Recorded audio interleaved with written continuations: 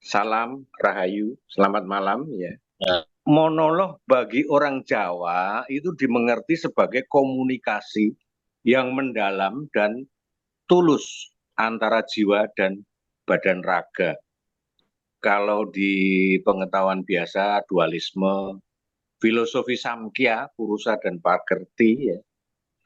Nah, Sobat Budaya, siang tadi saya kebetulan tertidur ya.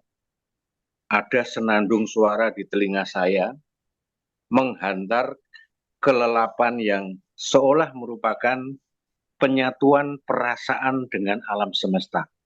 Suatu kesatuan kosmik, kesadaran adanya saling sapa jiwa dan raga. Saya melihat badan raga sendiri dalam kelelapan saya. Suatu perwujudan rasa perdamaian, kedamaian, harmoni, dan kesadaran tentang adanya langit di luar badan kita, yakni keberadaan yang lebih besar. Maka saya teringat sepenggal sajak dari W.S. Rendra, ya. Saya coba bacakan sedikit untuk membuka malam ini. Ya. Hidup adalah merjan-merjan kemungkinan yang terjadi dari keringat matahari.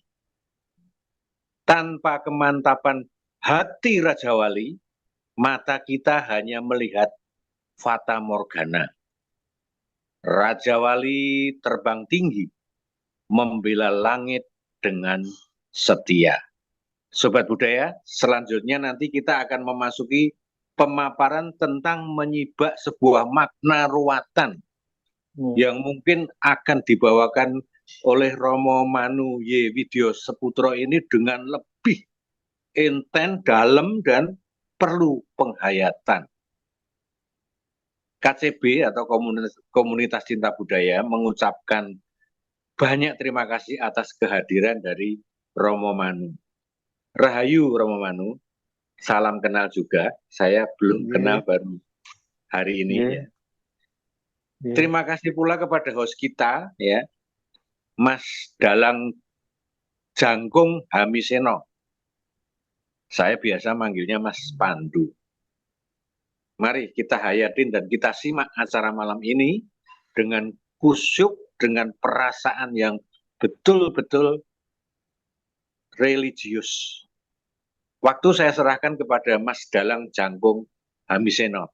Monggo, silakan Mas. terima kasih Romo Gung, Romo Tony atas waktu yang diberikan kepada saya. Selamat malam Sugeng Rahayu untuk sahabat budaya sekalian. Sebelum kita mulai sesi pemaparan yang akan diaturkan oleh Romo Manu, sedikit mau saya jelaskan tentang narasumber kita yang pada malam hari ini berkesempatan untuk memaparkan materi tentang sesaji dan makna filosofinya. Romo Manu atau yang biasa diaturi berdasarkan sesebatan pemberian dari Keraton Yogyakarta, yaitu Kanjeng Raden Tumenggung Manu J. Widyo Seputro.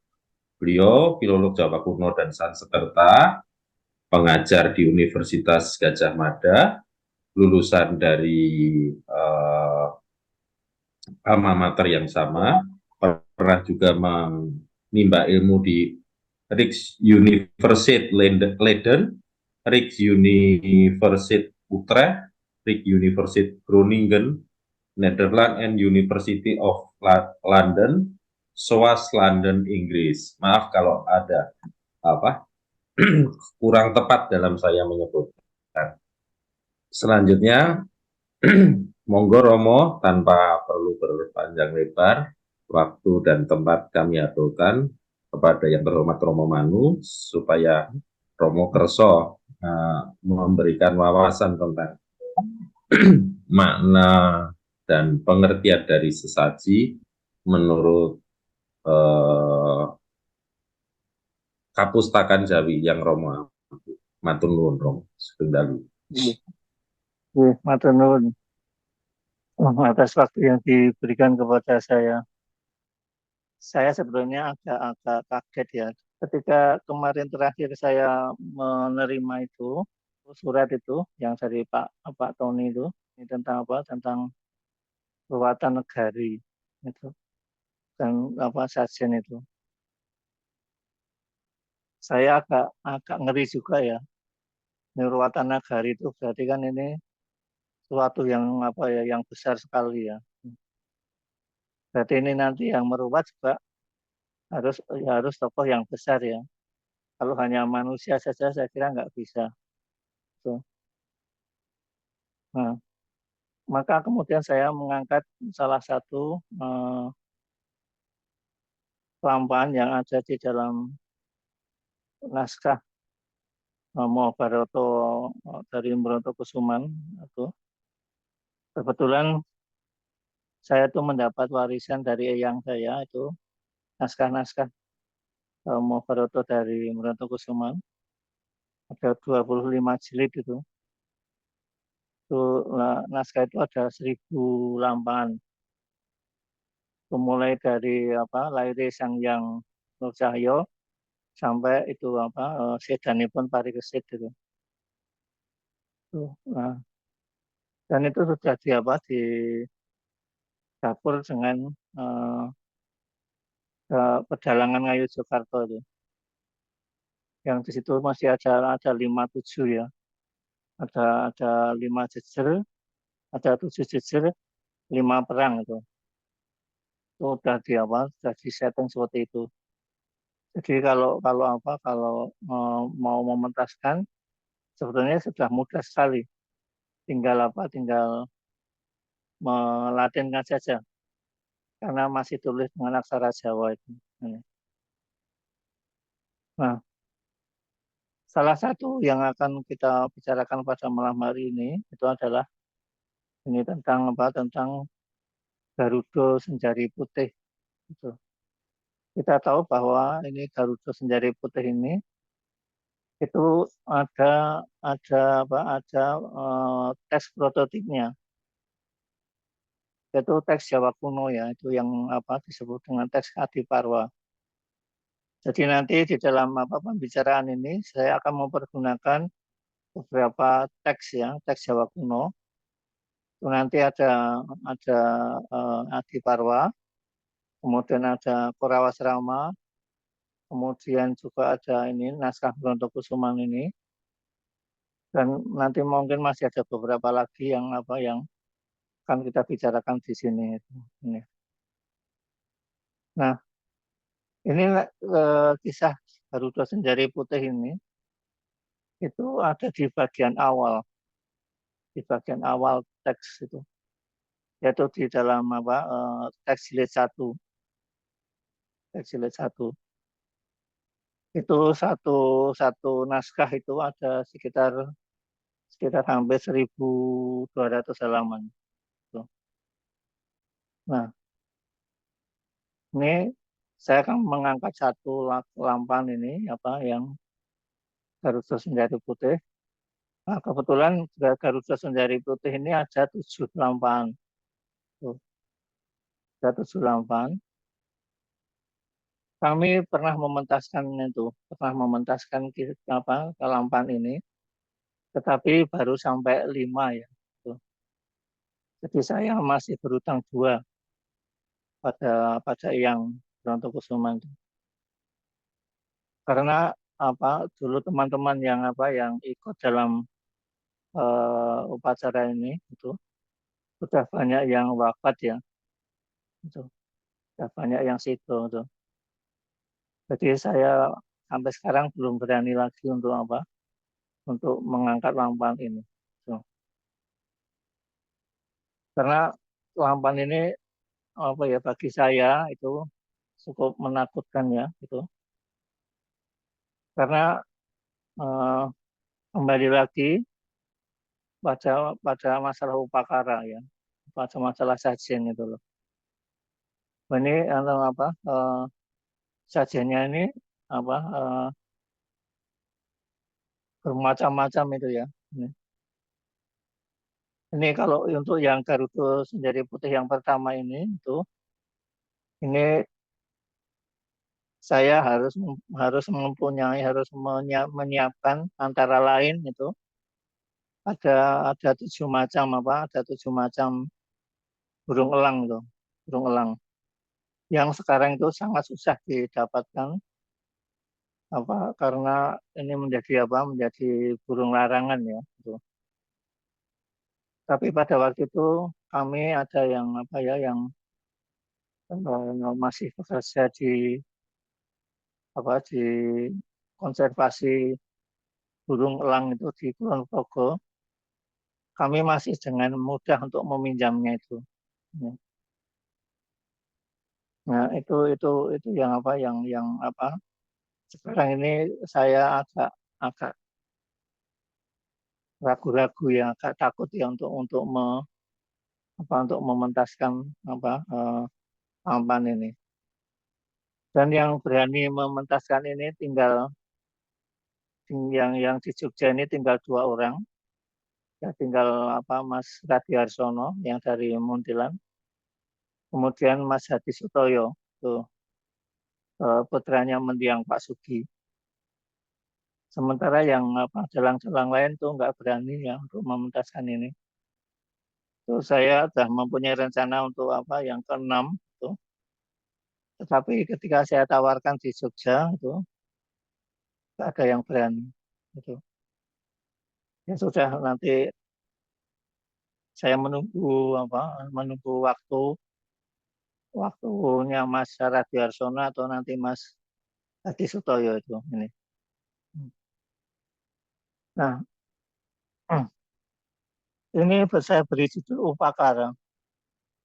Upakara itu adalah bahasa Sanskerta dari Sajen. Ya, Sajen. Itu. Kadang-kadang kita tidak tahu lagi ya kata Sajen itu dari kata apa itu. Ya, ini. Lalu kita hanya lalu mengira-ira itu ya. Itu. Padahal itu tuh bahasa Jawa betul. Itu bahasa Jawa betul. Sajen itu dari kita tahu bahwa bahasa Jawa itu ada yang mulai dari hanya satu suku kata sampai sampai ada yang beberapa suku kata tuh. Ada yang sampai 6 suku kata nanti.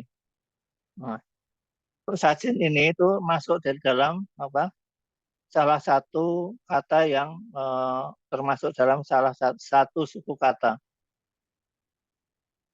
Ada kata yang lain ya, misalnya kata ma, kata ka, kata bi, kata ni, kata yi, kemudian itu kata ji. Gitu. Nah, biasanya itu lalu diberi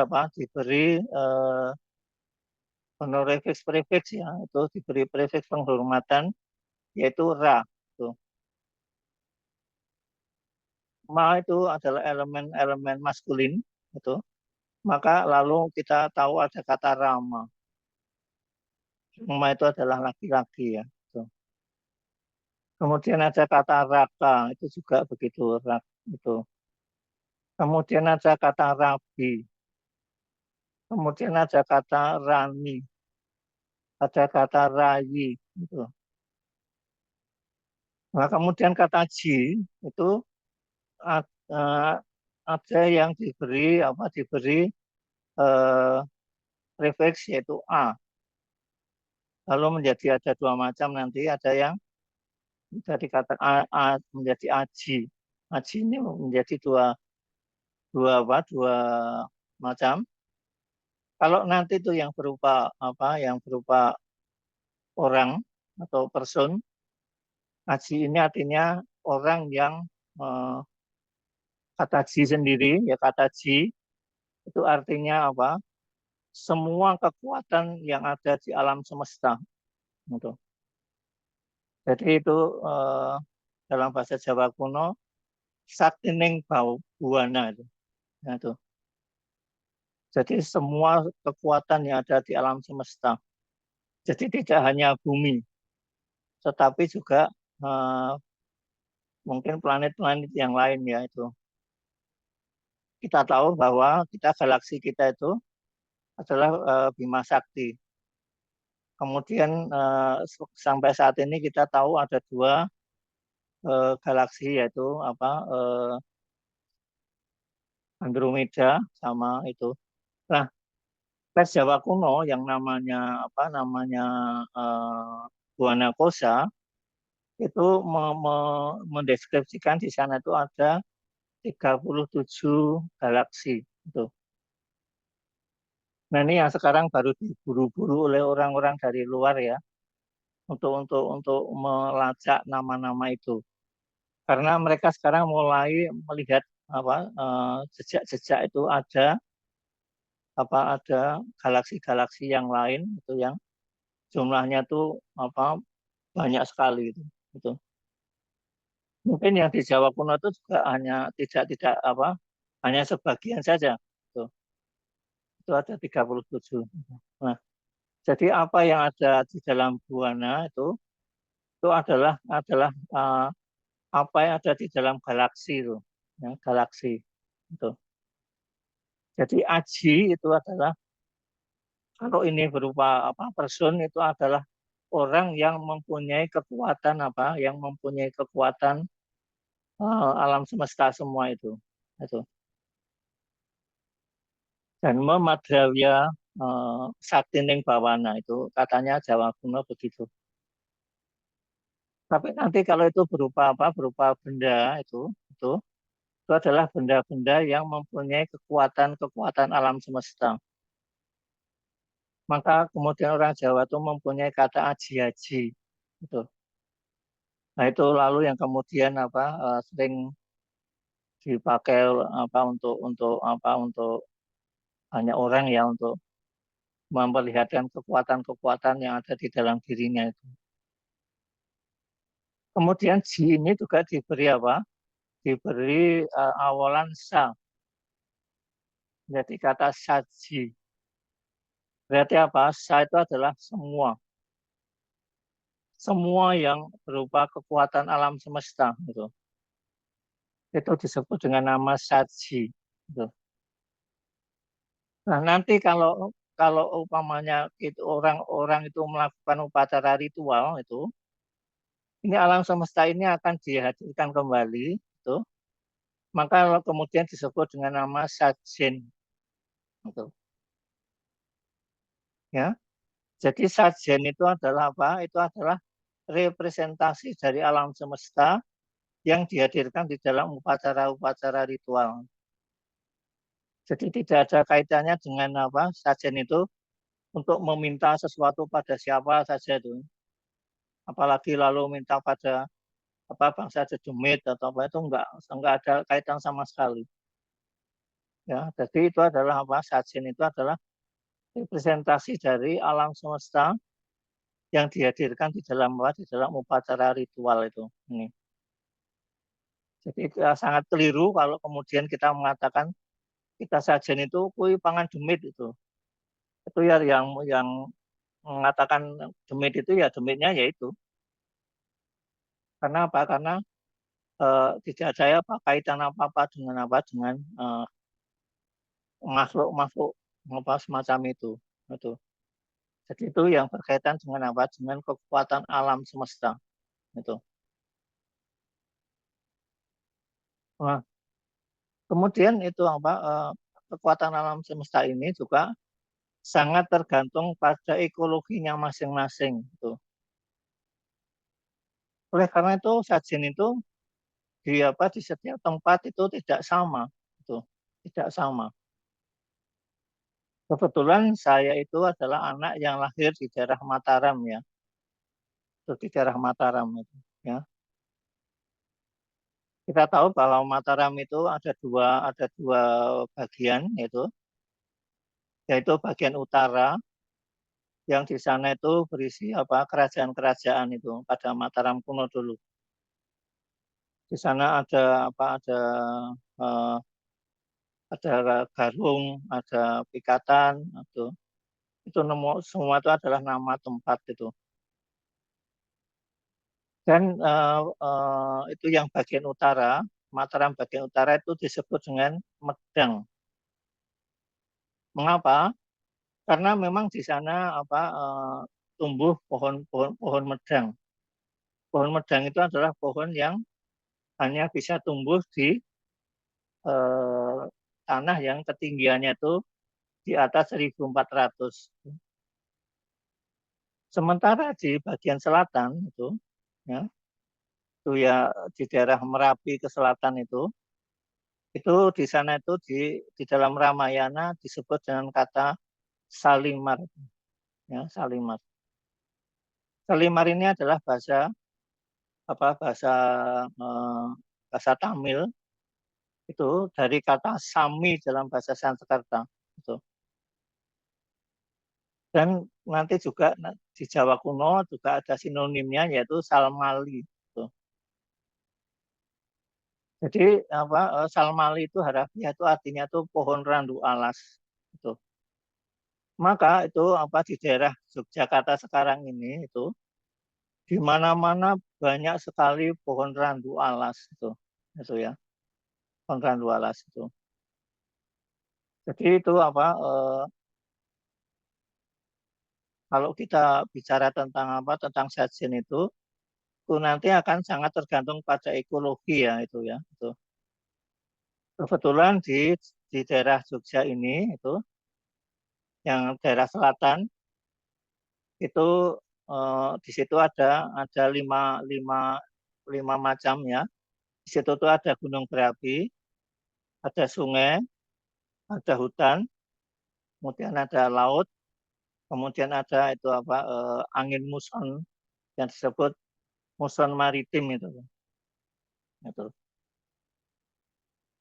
Nah, mungkin di tempat lain situasinya berbeda. Oleh karena itu nanti kalau membuat sajen itu juga tidak sama. Ya. Kalau di Jogja ini di Mataram ini itu mesti ada 9 tumpeng gitu ya. Tuh. Karena memang di daerah ini ada 9 gunung berapi ya. Yang sekarang masih paling ganas itu Merapi itu. Kemudian di situ di daerah ini juga ada yang disebut dengan nama Sabta Sindawa. Sabta itu 7, Sindawa itu adalah sungai. Jadi Jogja ini Mataram Selatan ini itu dihidupi oleh 7 sungai. Itu dari mulai Sungai Progo, kemudian Sungai Bedok, kemudian Kaliwinongo, kemudian Code, Gajah Wong, Tambak Boyo, lalu Opak yang nanti sambung dengan Boyo. Ini. Nah, itu ada satu sungai yang eh, tidak tidak masuk ke laut melalui sungai itu tidak. Misalnya Sungai Winongo. Sungai Winongo itu dia masuk sendiri ke laut. Sementara yang lain itu seperti Bedok itu dia masuknya ke laut lewat Progo. Kemudian yang namanya Oyo, Gajah Wong, Tambak Boyo itu masuknya ke laut itu lewat Opak dan Oyo itu. Ini. Jadi dulu itu sungai-sungai di Jogja ini di Mataram ini pertama di tepi sungai itu mesti ada asrama-asrama itu. Terus sampai abad 17 itu di daerah Yogyakarta ini tidak pernah ada kerajaan. Ya, baru ada nanti abad ke-17 itu. Nah, yang di selatan ini yang ada hanyalah asrama-asrama saja itu. Oleh karena itulah di sini banyak sekali asrama-asrama yang sampai sekarang masih tersisa ya di tepi sungai-sungai itu. Itu. Jadi di sini dulu asrama itu artinya apa? Asrama itu artinya tempat orang melelahkan diri atau orang tempat bekerja keras itu. Nah, di situ. Ini. Kemudian sungainya itu juga dipakai untuk apa? Untuk maritim ya, untuk kepentingan maritim. tetapi maritimnya maritim sungai gitu. Sampai sekarang kita masih sering menemukan bekas-bekas dermaga, bekas-bekas perahu itu yang ada di sepanjang sungai 7 sungai ini. Gitu. Kemudian di asrama itu mesti ada mesti di situ tuh ada hutan, tetapi hutan yang sifatnya itu apa namanya itu forestry ya itu. Jadi hutan yang di situ tuh ada di tengah-tengahnya itu adalah untuk pertanian itu. Ini agroforestry itu ya di situ. Jadi di Mataram dulu begitu.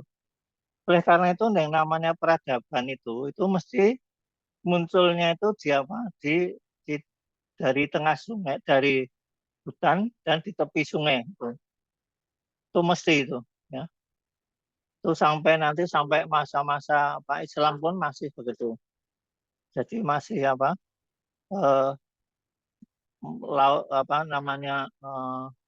peradaban itu tidak muncul di dalam keraton itu tidak. Tuh. Dulu keraton itu hanya mengambil sisa-sisa peradaban dari peradaban Brahmana dulu ya. Jadi dulu yang tinggal di asrama-asrama itu adalah para Brahmana itu. Ini ya ini sekilas tentang ekologinya itu. Saya akan mulai dengan dengan ritual itu ya. Dalam bahasa Jawa, dalam bahasa Sanskerta itu ritual itu disebut dengan nama yajnya. Yajnya. Nah, di dalam yajnya itu nanti ada dua elemen, yaitu yang disebut dengan nama upakara, ya. Upakara dan upacara. Upakara itulah sajen-sajen itu. Lalu upacara itu adalah Adalah berlangsungnya ritual itu. Jadi masih ada dua elemen ini, ada upakara, ada upacara itu. Setiap kali itu upacara mesti ada upakara, itulah yang disebut dengan nama yajnya. Yajnya. Yajnya. Ini agak masalah ya terjemahnya dalam bahasa Indonesia itu. Orang-orang di Indonesia itu sekarang ini menerjemahkan itu tuh dengan korban. Tuh. Nah, padahal nanti kalau kita bilang korban gitu, mesti nanti pikirannya nanti hewan itu loh. Waktu itu ada teman dari daerah Bandung, dari daerah Pasundan, itu mengatakan kalau ada seorang raja yang menjadi yajnya di Majapahit. Itu lalu tanggapannya ketika itu, oh kalau begitu sama dengan hewan. Wah, padahal tidak ada kaitan apa-apa. Gitu. Yajnya itu adalah Adalah tadi. Makanya ini lebih baik diterjemahkan dengan kata sesaji itu. Karena itu yang mempunyai kekuatan alam semesta itu ya ini. Tuh, itu. Ini jadi kita harus hati-hati untuk menerjemahkan kata yajnya itu. Jangan sampai kita nanti keliru lalu hanya mengira bahwa itu hanya untuk sembelih. Kita tahunya hanya korban sapi, korban kambing itu. Nah, padahal tidak begitu. Padahal itu adalah representasi untuk alam semesta ini. Itu ya ini.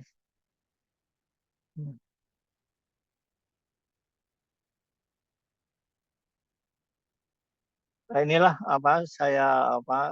eh, saya eh, uraikan sedikit ya tentang ritual dan yatnya ini sebetulnya untuk mempermudah orang itu menangkap identitas antara kaitan antara antara alam semesta ini dengan orang yang melakukan upacara ini, melakukan yajnya itu. Ya, ini. Itu untuk apa? Untuk mempermudah itu. Ya, ini. Itu.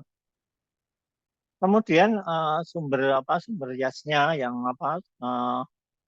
ada di dalam tradisi Jawa kuno itu eh, memuat masalah tentang upakara dan upacara ini itu adalah teks yang bernama Adiparwa.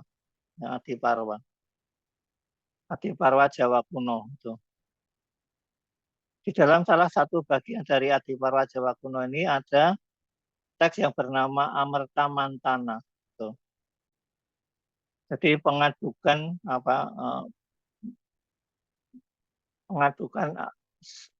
air amerta. Jadi ketika itu para dewa itu berusaha untuk menemukan amerta. Amerta itu apa? Amerta itu adalah air kehidupan. Itu. Ini.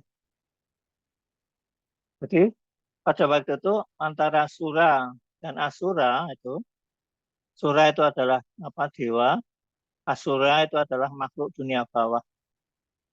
Jadi mereka itu saling berusaha untuk mendapatkan amerta ini. Tuh. Nah, teks Adiparwa ini itu digubah itu pada masa kerajaan Medang itu, pada masa kerajaan Sri Dharmawangsa itu. Nah, ini. Itu teks Jawa kuno yang sempat sempat kita temukan sampai saat ini. Tuh. Tetapi ya pada waktu saya ada di Tibet misalnya, tuh, saya menemukan itu teks Adiparwa ini yang lebih tua, ya, yang itu digubah sebelum Masehi, ya, sebelum Masehi. Gitu. Dari situ saya baru sadar ya bahwa ketika kita mempelajari tentang sejarah Nusantara itu, kita jangan terbatas pada pertama, jangan terbatas pada masalah kala, waktu. Kita hanya pada kurun Masehi saja. Itu. Jauh sebelum Masehi itu orang-orang para Brahmana kita itu, para Brahmana itu sudah melakukan apa yang disebut dengan nama Tirta Yatra. Perjalanan suci ke berbagai wilayah di luar Nusantara itu. Ya, ini. Jadi itu sekarang tuh ada teks Adiparwa yang lebih kuno, yang lebih tua, tetapi tidak tersimpan di legend ya, tapi itu tersimpan di Tibet sana tuh. Di Tibet sana itu ada sekitar berapa ribu naskah itu ya, dari berbagai penjuru dunia itu, yang pada waktu itu dibawa oleh para Brahmana yang belajar singgah di Tibet itu.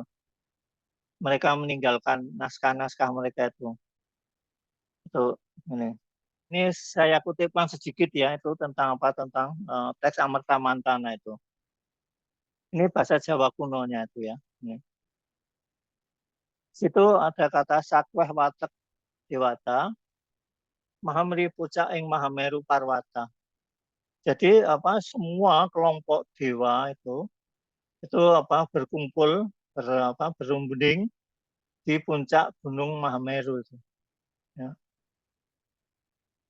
Ika tehinem nira pinakadon pinanggikenang pamerta. Yang dibicarakan di dalam perundingan itu adalah apa? Tujuannya adalah apa? Ditemukannya amerta.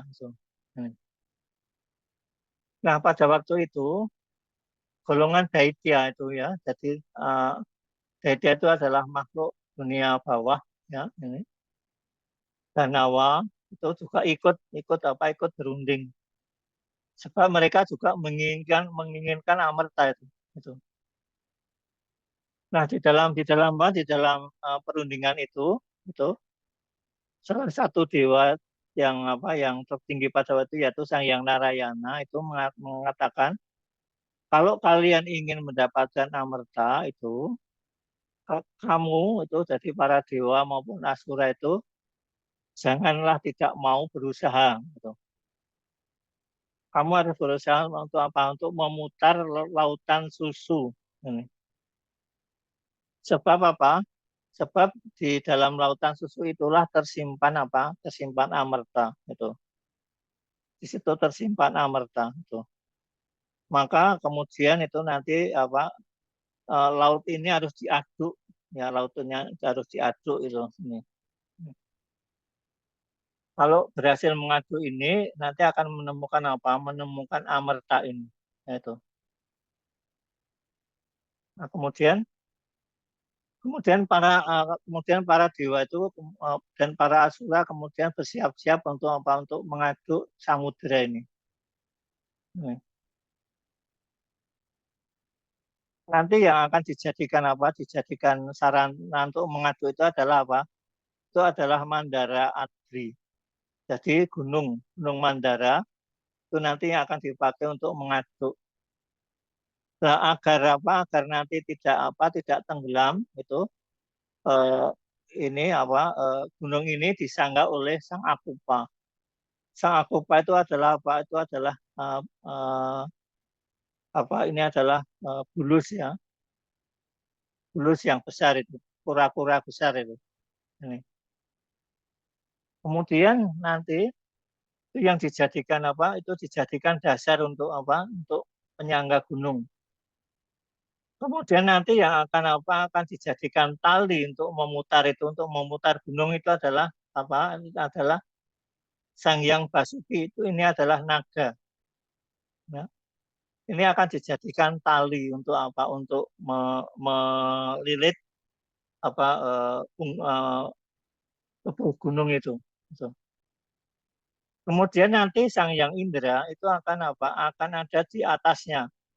Agar apa? Agar gunung itu tidak apa? Agar gunung itu tidak melesat ke atas itu.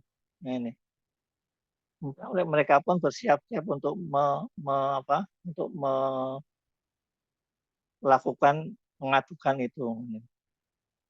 Nah, setelah itu kemudian itu setelah semua siap itu kemudian lalu dilakukanlah apa? Pengadukan samudra itu. Ini. Jadi dilakukan pengadukan samudra. Semua dewa itu ada di ekor Sang Hyang Basuki. Sementara para daitya itu ada di apa? Ada di kepala naga Basuki. Nah kemudian apa? Ditariklah itu ya, ditariklah tubuh Sang Hyang Basuki itu sehingga di situ tuh berputar itu. Karena saking berputar itu lama-lama itu keluarlah apa bisa yang berupa agni yang berupa bisa itu. Nah, ini keluar apa? Bisa agni ini keluar dari apa? Dari nafas Sang Hyang apa Basuki itu. Itu. Nah, ini menyebabkan apa? Menyebabkan para asura ini itu berubah wajahnya itu menjadi apa? Menjadi menakutkan itu. Karena terkena apa? Terkena bisa Sang Hyang Basuki itu. Ya. Kemudian itu apa? Terus lama-lama ditaruh diputar terus menerus itu lama-lama nanti apa di situ tuh di situ terjadi suara yang menakutkan ya, suara apa? Suara yang mengerikan itu. Seperti apa? Seperti akan terjadi pralaya itu, ya. Itu. Nah, kemudian setelah itu nanti nanti akan keluar secara apa ber, apa bermacam-macam bermacam-macam yang berasal dari apa dari dalam lautan itu. Nanti yang apa ada beberapa yaitu yang namanya nanti ada namanya eh, Kosubamani, kemudian ada Ucai Serawa, lalu Laksmi, lalu ada ada Parwati itu keluar dan mendekati para dewa. Nah, sementara itu masih ada satu lagi itu yang namanya itu Danwatari itu masih di dalam, kemudian dia keluar. Lah, karena para asura itu merasa dewa-dewa itu sudah memperoleh berbagai macam bagian itu, maka lalu Danwatari itu kemudian diambil oleh para asura. Tuh.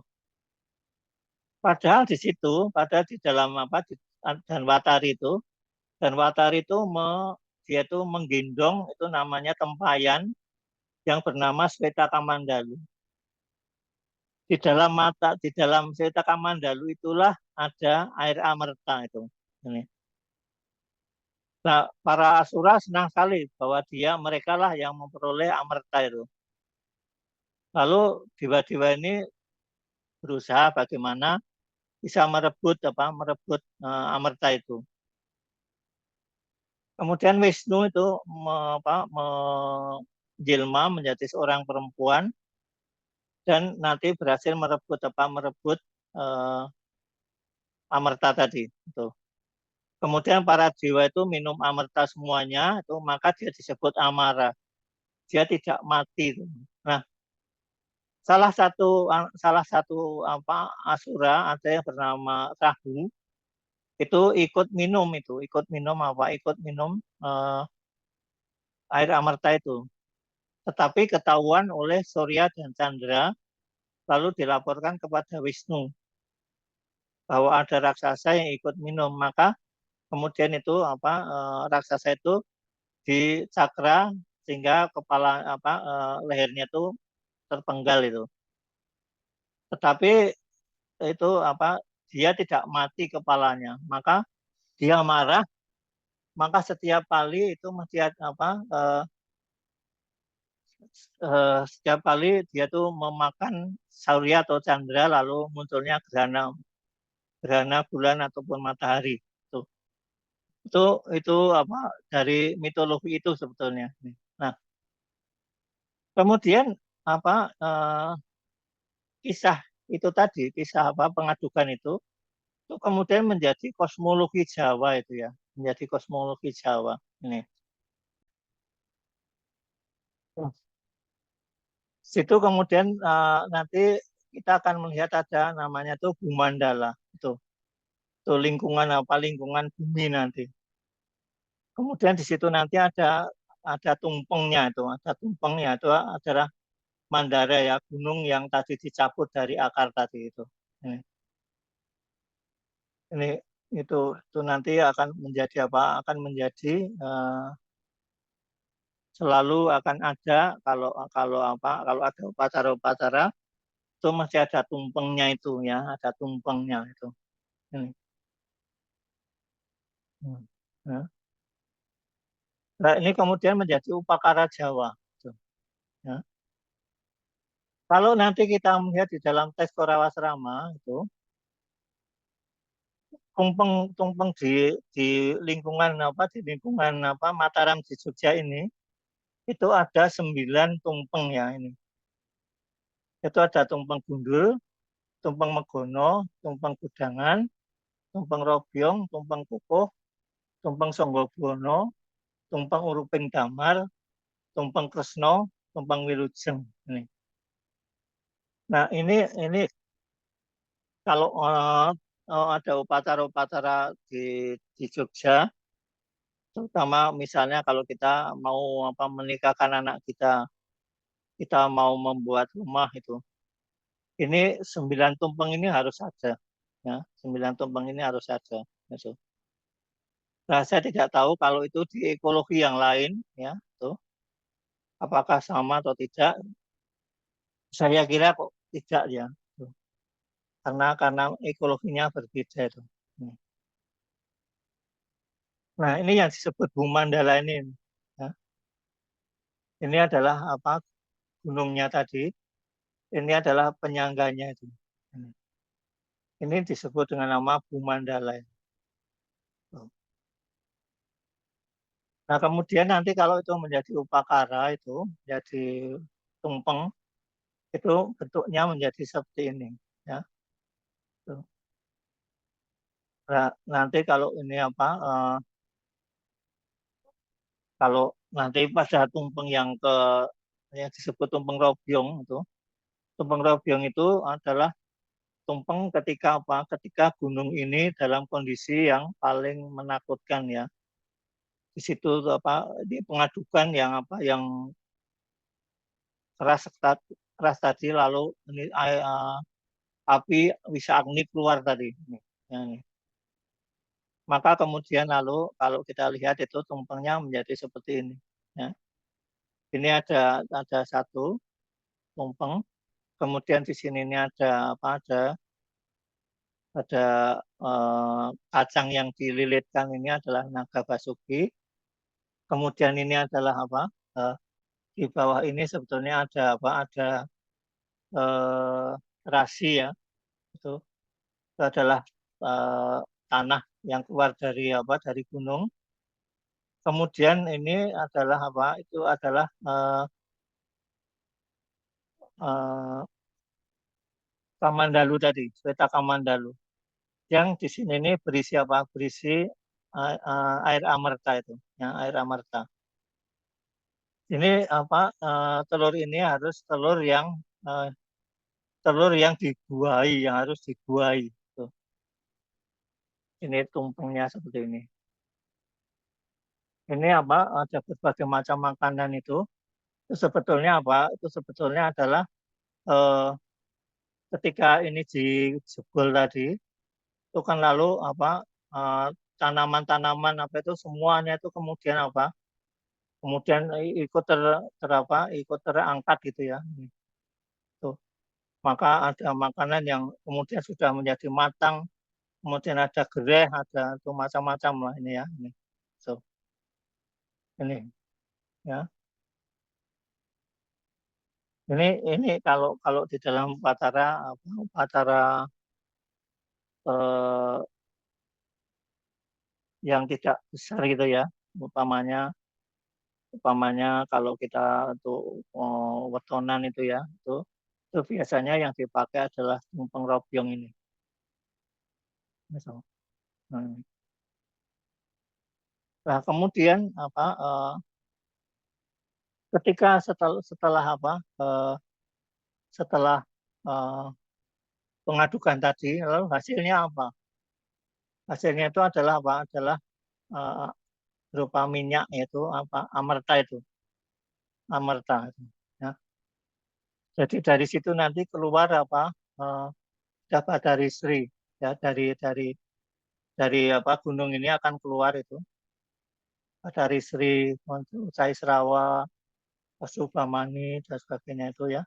Nah, makanya kenapa itu kalau orang-orang Jawa dulu yang namanya ketika kita memotong tumpeng itu ini dipotong ya, ya. Ini dipotong. Biar apa? Biar isi dari apa? Isi dari gunung ini biar amertanya itu cepat keluar itu loh, ya. Biar amertanya itu cepat keluar itu. So, jadi agak beda dengan orang-orang sekarang itu.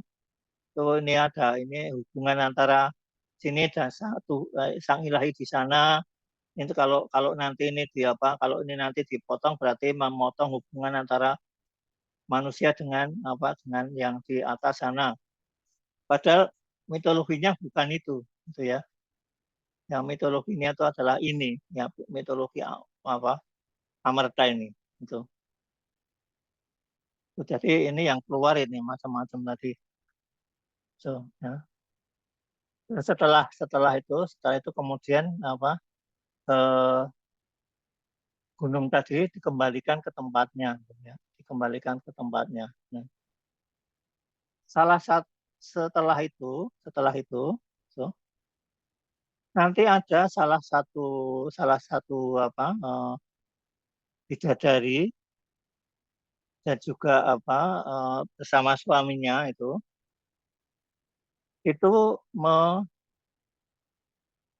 apa ya, istrinya tuh baru mengandung itu, mengandung. Tuh.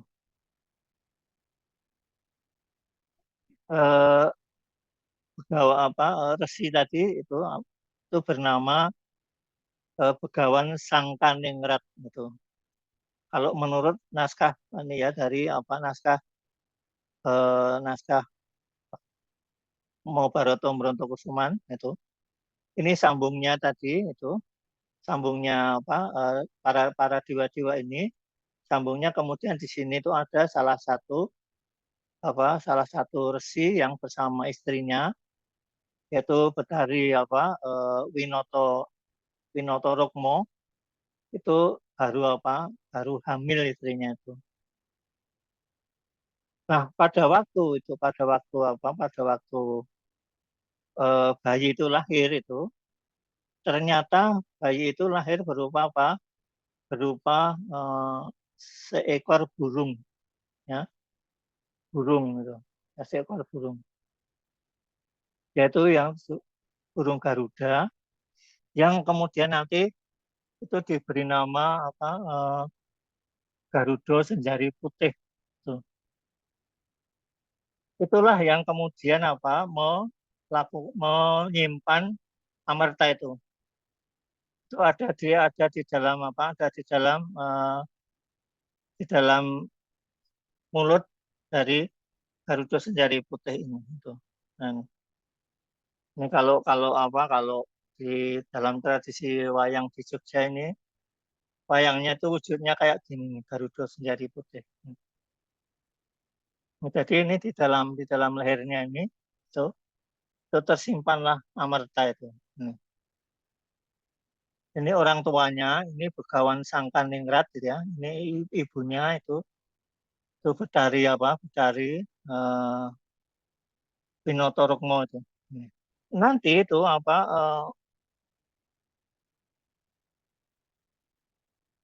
Garuda Sendari Putih itu nanti itu mempunyai tugas untuk apa? Untuk memperbaiki kalau sampai alam semesta ini rusak, ya. Dia yang harus me, memercik-mercikkan air amerta tadi. Agar semuanya itu kembali lagi menjadi apa? Menjadi menjadi bagus itu. Maka saya mengatakan di sini nanti ya bahwa sajen itu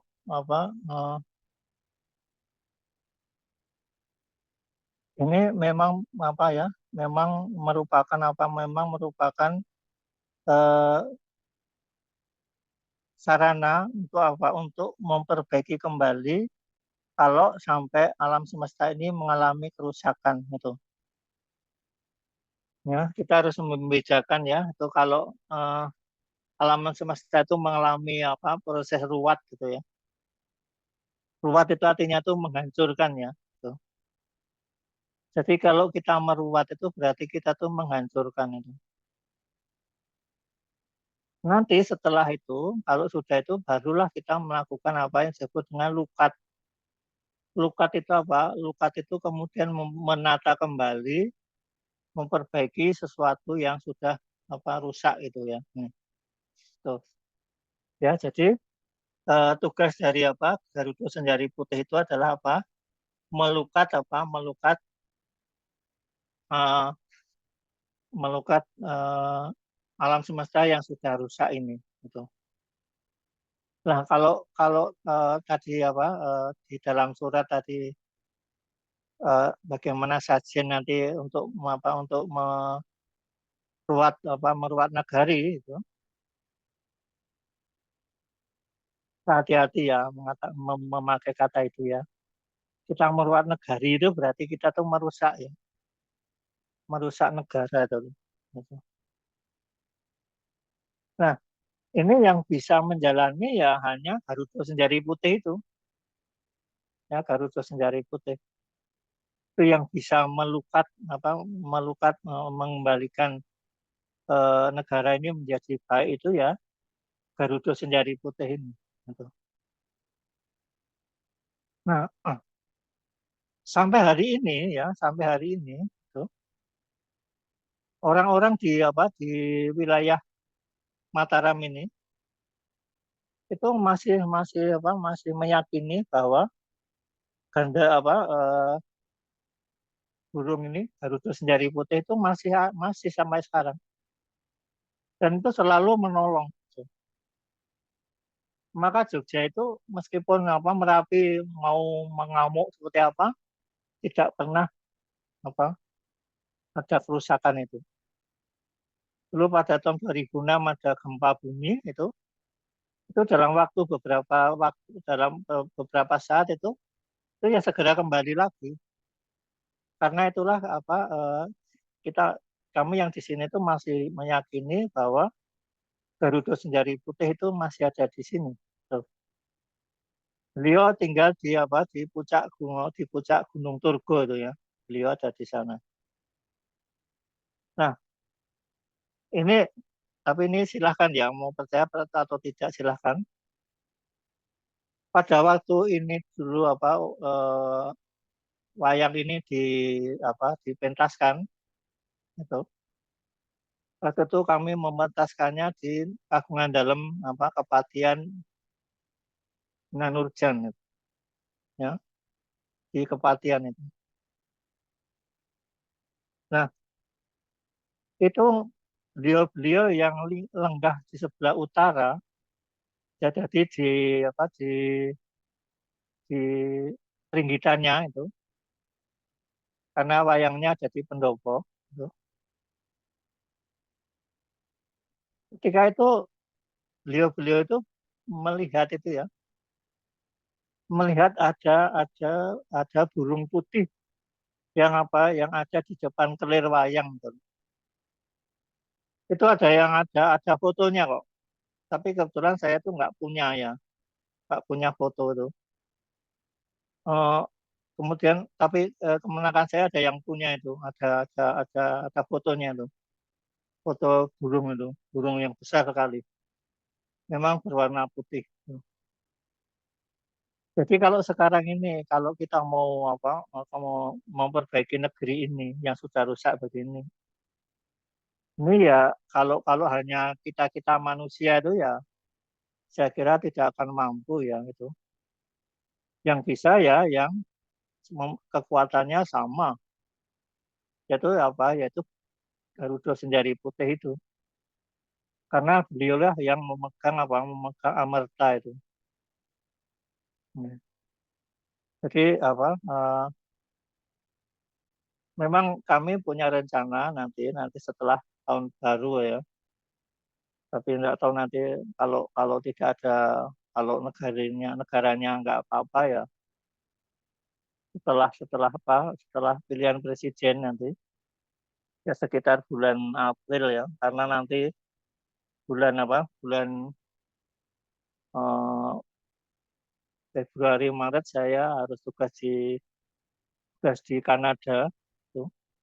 Maka nanti sekitar bulan April lah nanti kami akan mengadakan ini lagi melukat negara ini biar kembali lagi seperti tidak yang terjadi sekarang ini, kacau nggak kelupaan semacam ini. Saya tidak sentimen pada siapapun ya, tapi ya ini terjadi tidak hanya sekali ini ya, tuh sudah terjadi beberapa kali ya, kisah semacam ini. Gitu.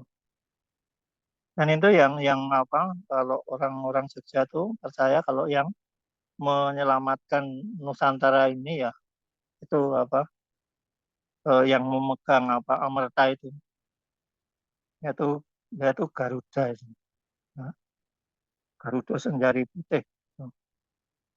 Nah ini saya nggak tahu apakah kebetulan di negara kita ini juga mempunyai lambang Garuda atau apa itu nggak tahu saya soalnya kebetulan atau beliau-beliau dulu sempat mengerti mitologi semacam ini. Gitu. Jadi saya kira saya cukupkan penjelasan saya saat ini. Itu nanti kita bisa bicara, bisa diskusi bersama-sama. Kula konduraken wekdalipun matur nuwun. Matur nuwun awit pangandikanipun Rama Manu ingkang terang terwaca kala wau anggenipun paring dawuh dumatosipun Tirta Amerta dari pengadukan Samudra Mantana melahirkan Garuda Sanjali Putih. Lajeng itu semua diabadikan oleh orang Jawa dalam aneka bentuk rupa sesaji. Lah ngaten nggih Rama nggih. Nggih. Nah, menika dalem badhe nyuwun pirsa Rama.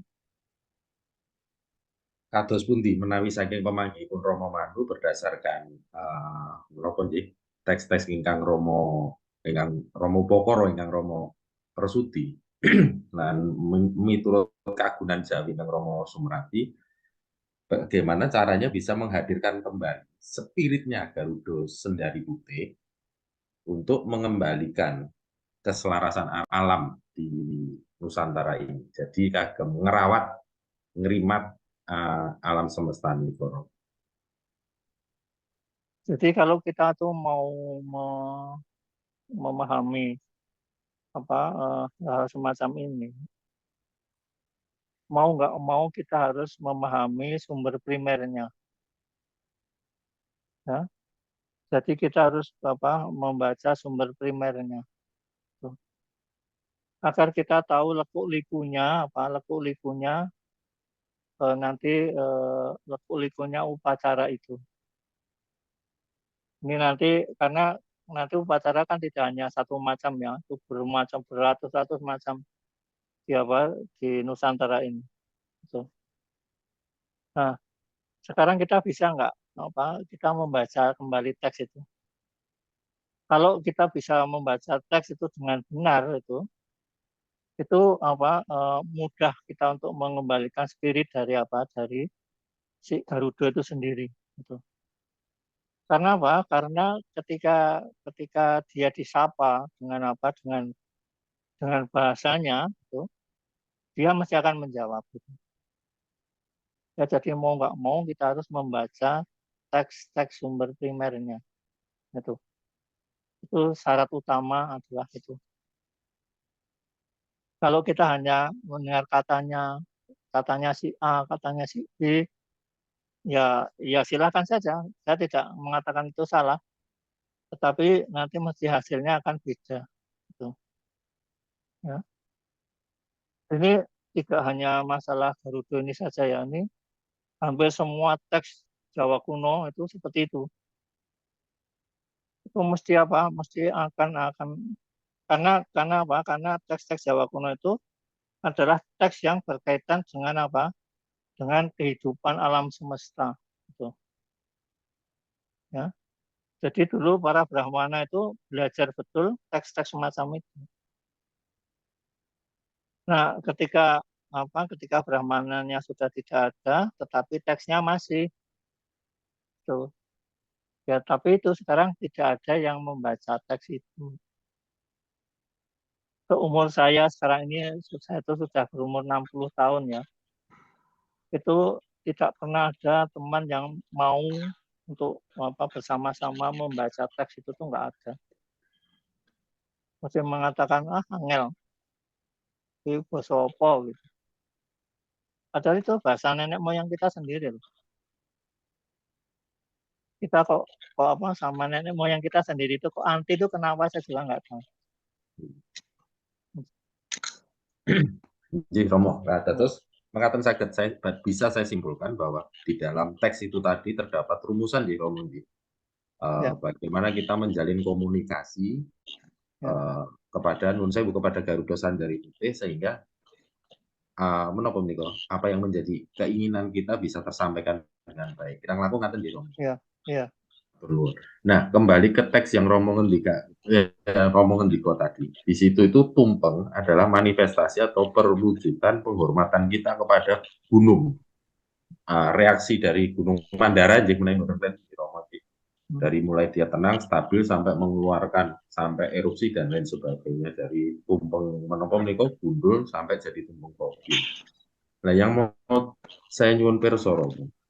selain dari gunung di situ kan banyak yang terlibat, ada Asura, ada para dewa, ada Kuma, ada menapa menika, ada Sang Hyang Basuki. Itu apakah juga di nun sewu Romo, apa juga di kalau orang Jawa bilang dipengeti atau dipopetri dalam bentuk sesaji-sesaji yang lainnya Ya menurut iyalah teks Mas, yang iya toh, iya. Misalnya Sang Hyang mengatakan Basuki itu di apa di properti dalam bentuk itu apa kacang panjang itu. Lalu nanti apa Sang Apupa juga begitu.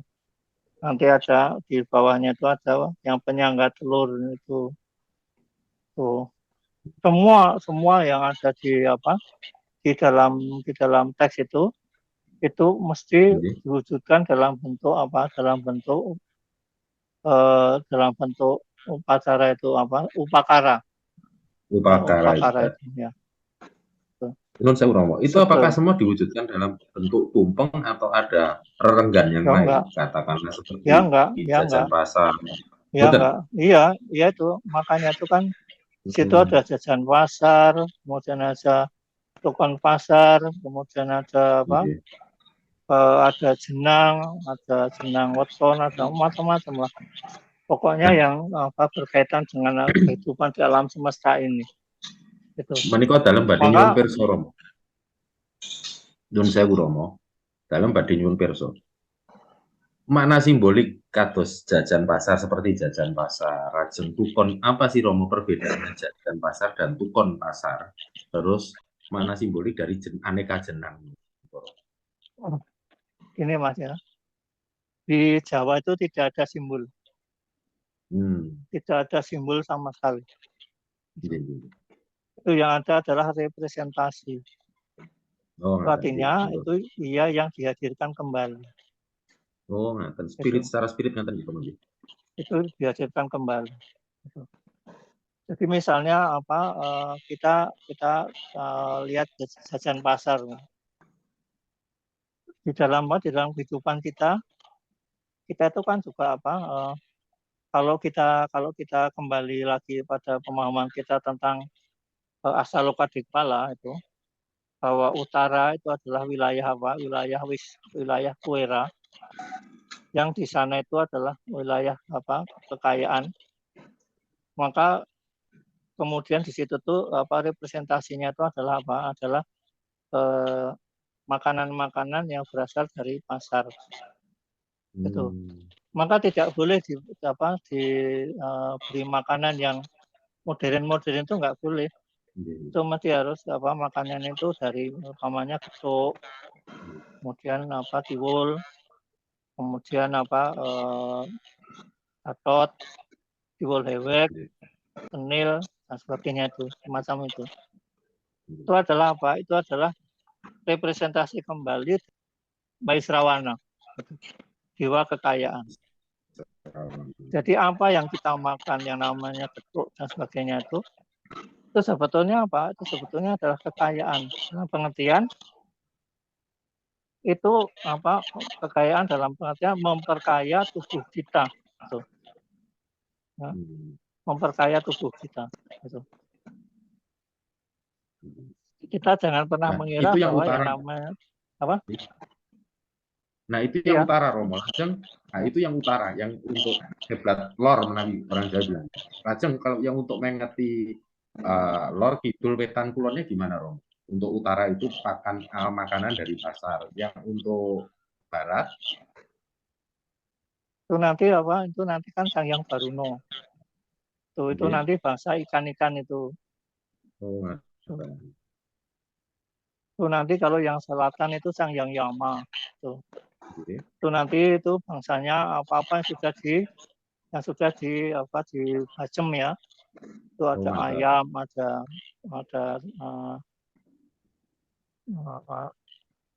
ada tempe, ada tahu apa yang sudah di bacem-bacem semua itu. Lalu yang di apa yang di sebelah timur itu Sang Hyang Indra itu.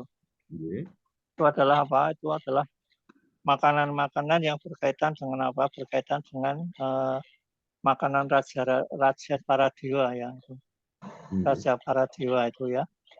Itu misalnya ya itu kalau di sini itu ada yang namanya berbagai macam sayur-sayuran itu Mas. Ada lodeh, ada berbagai macam lodeh ya tuh. Kemudian itu ada ada brongkos, ada pecel itu dari timur itu malah. Karena itu adalah itu dewa-dewa itu. Nah, untuk yang makanan yang utara tadi kuero itu kekayaan, kemudian yang untuk Baruno ini apa Romo? Baruno itu untuk apa? Itu untuk pensucian. Tuh. Pensucian. Makanya kenapa kalau di Keraton Jogja itu masjid itu ada di sebelah barat. Jadi sana itu untuk pensucian. Yang selatan, Romo? Yang selatan itu nanti berkaitan dengan Kamuksan. Maka makam itu selalu ada di selatan. Imogiri itu ada di selatan. Ajeng timur? Apa? Untuk yang timur itu tadi Indro tadi itu yang berbagai macam makanan yang pembuatannya tuh rumit ya itu bangsa lodeh, bangsa nanti ada brongkos, ada ya berbagai macam lodeh itu kan di kita kan banyak sekali jumlahnya itu yang membuatnya tuh susah sekali. Itu untuk mengeti apa Romo atau untuk menggayuh apa Romo? Untuk menggayuh atau untuk menjangkau apa yang barat tadi kan pencucian, kemudian selatan Kamuksan, untuk yang timur sendiri? Jadi itu raja ya Mas, itu untuk apa? Kemuliaan duniawi itu.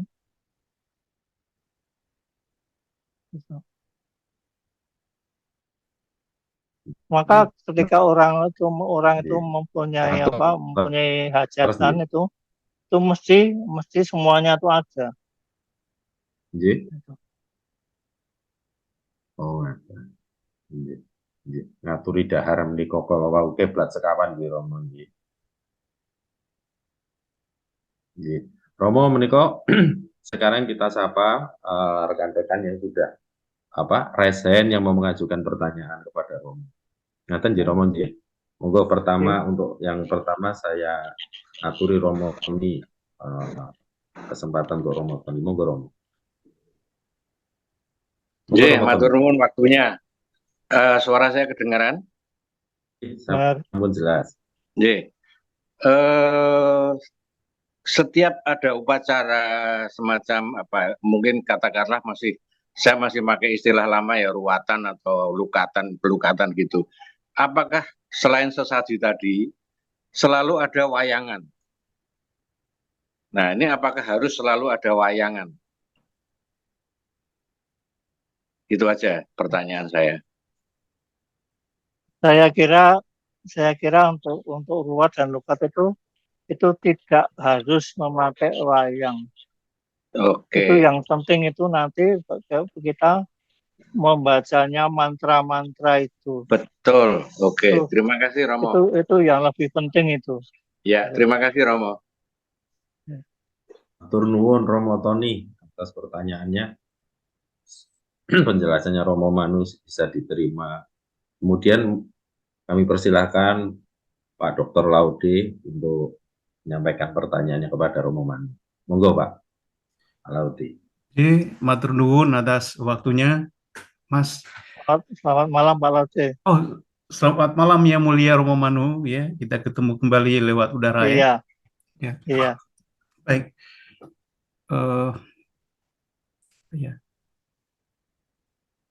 Bismillahirrahmanirrahim. Assalamualaikum warahmatullahi wabarakatuh. Selamat malam dan salam sejahtera buat kita semua. Nah, pertama kali saya harus bilang maafkan saya jika di dalam komunikasi ini eh, semacam tidak korelatif dengan peradaban yang ada dalam isi eh, paparan yang mulia tadi. Karena memang betul-betul bagi saya peradaban Jawa itu sangat mulia dan sangat dalam, sangat tinggi. Sehingga bagi saya itu sesuatu yang sulit. Tadi yang mulia bilang angel, gitu ya. Ya, jadi izinkan saya terhadap semua teman-teman peserta di sini, terutama Yang Mulia Romo Manu, saya ada tiga, satu respons, lalu yang kedua pertanyaan, dan yang ketiga saran. Izinkan saya mulai dengan respons. Nah, saya mengetahui peradaban Jawa itu melalui Profesor Dr. Kuncharaningrat. Dari aspek sains, bagi saya ringan, dan saya lulus dengan nilai sangat memuaskan dari mata kuliah itu. Tapi ketika saya lihat sekarang, saya kalau mempelajari kembali kemudian diuji dengan materi ini, mungkin saya paling tinggi saya dapat C. Mungkin begitu. Sukar sekali. Seperti di awal paparan yang mulia tadi, menyebut, maaf kalau salah sebut, Sak Ining Pakubuwana. Itu isinya 37 galaksi. Yang kita pelajari di ilmu alam itu satu galaksi. Ya. Luar biasa ini peradaban Jawa. Ya. Luar biasa. Ini mendahului Eropa yang mulia. Iya, makanya kan orang NASA kan selalu berburu ke rumah. Oh, Masya Allah. Iya. Masya Allah, Masya Allah. Kan itu masih saya simpan, saya nggak mau mengeluarkan itu. Luar biasa. Saya berharap kita sendiri nanti bisa mengungkap itu dulu, Pak. Amin, amin ya, amin. Saya orang Sulawesi yang akan ikut di dalam perjuangan ini. Ya. Nah, itu tadi 37 galaksi, dan sekarang sedang ada pencarian menggunakan satu alat untuk mencari galaksi, mungkin galaksi yang kedua. Ya. Bukan yang ke-37. Ya. Sementara orang Jawa sendiri dalam pemikiran itu rupanya sudah ada. Gitu. Ya. Sekarang kan berarti tingkat pembuktian Polopa itu. Ya. Masya Allah ya, Jawa mendahului. Lalu yang kedua, saji. Saji yang saya tahu dari Kuncharaningrat itu ya kasih kepada dedemit itu yang mulia. Misalnya mau panen padi, mau panen jagung, atau mau nanam, ya sajen di 4 sudut ladang, atau satu lagi di tengah ladang itu ada persegi 4, di situ ada sesajen.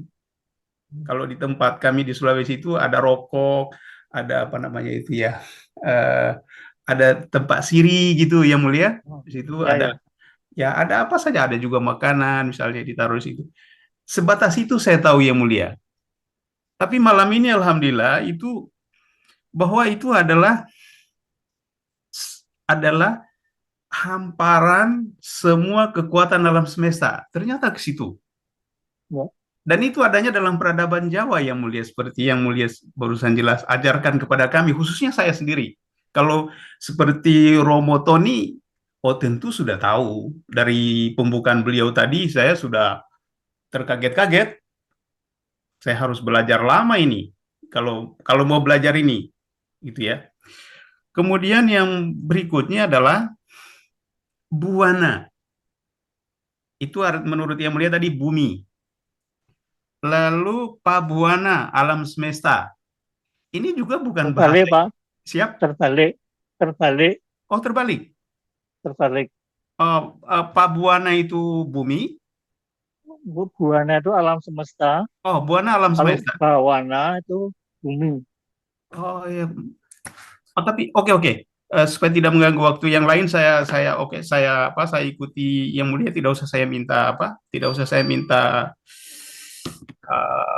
apa ya, koreksi langsung, tidak usah, nanti toh juga bisa WA-WA-an dengan Yang Mulia.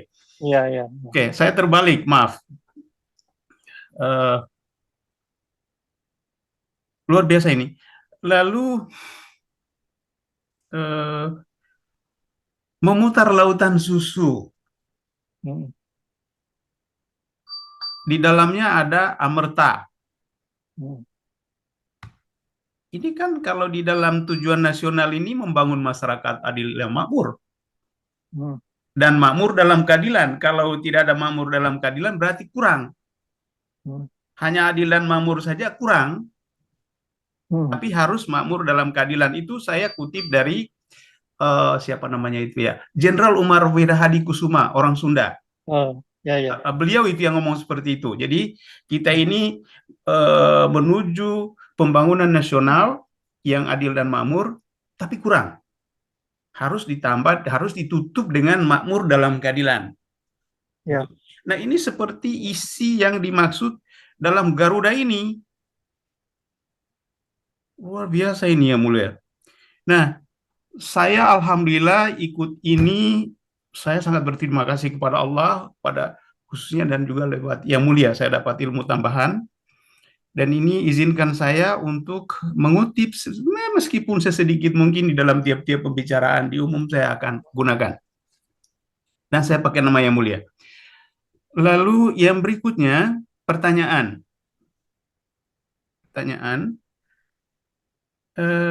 Tadi Yang Mulia di awal mengatakan ini sudah 4 yang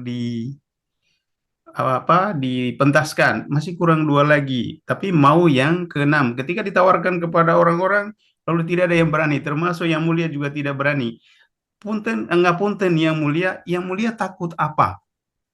Itu pertanyaan saya. Lalu saran yang ketiga, karena ini sangat penting dan peradaban ini luas, lalu bilang tinggi juga tinggi, mendalam juga mendalam dari aspek filsafat budaya. Dan ini pasti melatar belakangi Indonesia saat ini. Pasti melatar. Kalau yang tidak mengakui itu, mohon maaf, itu dia kualat. Maaf, saya harus bilang dengan jujur. Nah, oleh karena itu, sekarang di Indonesia kan ada yang disebut kearifan lokal. Ya. Nah, ini satu di antara substansi kearifan lokal dengan dalam perspektif peradaban budaya di Indonesia, dalam hal ini peradaban Jawa, dan titik sentralnya itu ada di Yogyakarta, Mataram tadi kata Yang Mulia. Nah, saya menyarankan agar ini tidak ditinggal. Kita ini selama kemerdekaan kelihatannya sudah ditinggal ini. Selama kemerdekaan. Jadi kira-kira 78 tahun sudah ditinggal. Hanya sekali-sekali orang yang mengulang-ulang melalui wayang, tadi yang disinggung oleh Romo Tony, kemudian dari Yang Mulia sendiri, hanya sebatas itu. Nah, itu berarti, kita ini melupakan yang penting, mengerjakan yang kurang penting jadinya. Nah, oleh sebab itu saya sarankan agar ini menasional kembali, lalu bahkan nanti mendunia. Saya sarankan agar Yang Maha Mulia HB10 mendirikan Universitas Peradaban Jawa di Yogyakarta.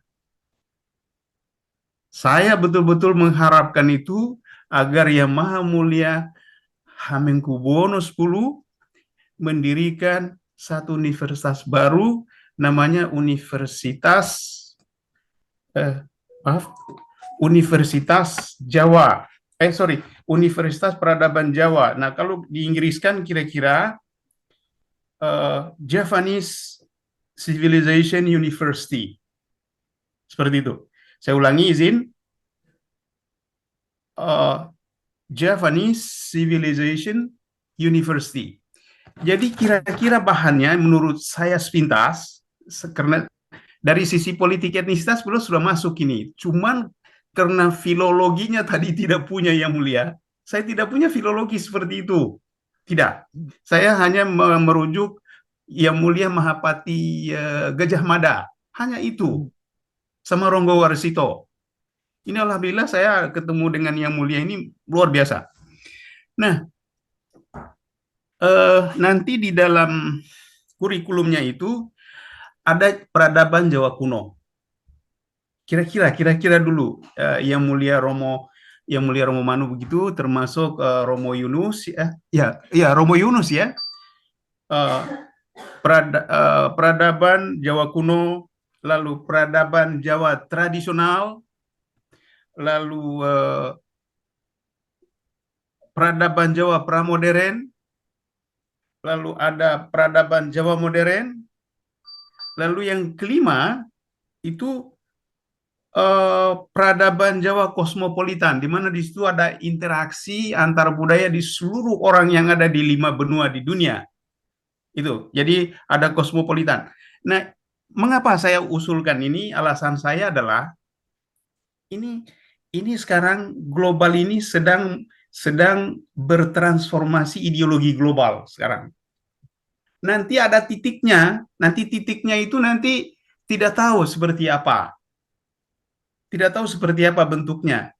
Dan nanti kalau dalam keadaan bingung seperti itu, maka orang yang terkuat saat itu budayanya akan dipakai oleh semua orang di global. Nah, kalau universitas ini sudah diselenggarakan di Jogja oleh Yang Maha Mulia HB10, ya tentu dengan Yang Mulia Romo Manu dan juga teman-teman yang ada di sini. Kalau orang bingung, kita tidak bingung lagi. Sudah ada landasan peradabannya. Seperti orang Bugis, orang Aceh, orang Jawa, orang Sunda, orang Banten, orang Madura. Ini tidak jauh-jauh beda. Dia sudah pasti link up dengan sini. Orang Bugis juga akan link up karena orang Bugis itu tidak pernah mau tidak pernah mau berkonflik dengan Jawa. Dari dahulu saya tahu begitu. Bahkan banyak putra-putri orang Sulawesi, Bugis, Makassar itu digunakan menjadi prajurit Mataram. Saya mendengar begitu. Mohon koreksi yang mulia jika keliru. Ya, di Jogja kan ada kampung Bugisan juga. Oh, siap. Nah, itu. Jadi dari saya begitu yang mulia sesuai dengan sesuai dengan nuansa pemikiran saya dari politik etnisitas, kemudian melihat peradaban Jawa yang begitu mulia ya. Kok ditinggal ya? Yang penting ditinggalkan, yang kurang penting dilaksanakan. Itu simpulan saya yang mulia. Jadi mohon maaf jika saya keliru, saya mohon dimaafkan. Tapi dengan nilai yang sangat tulus bagi Indonesia ke depan. Saya akhiri dengan kata billahi taufiq wal hidayah. Assalamualaikum warahmatullahi wabarakatuh. Waalaikumsalam warahmatullahi wabarakatuh. Terima kasih. Jadi memang bagaimana ya? Untuk Jawa kuno ini memang ini sejarahnya, saya cerita sejarah sedikit ya. Dulu Gajah Mada, Universitas Gajah Mada, itu dulu yang mendirikan, itu ada Saptarsi namanya. Siap. Itu yang 4 itu ahli Jawa kuno. Siap. Pak Bodwajaroko, Tomosud Modern, Pak Priyono, Pak Priyotomo. Itu.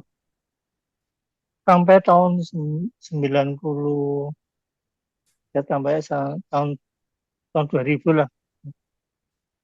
Itu Jawa kuno masih diberikan. Gitu.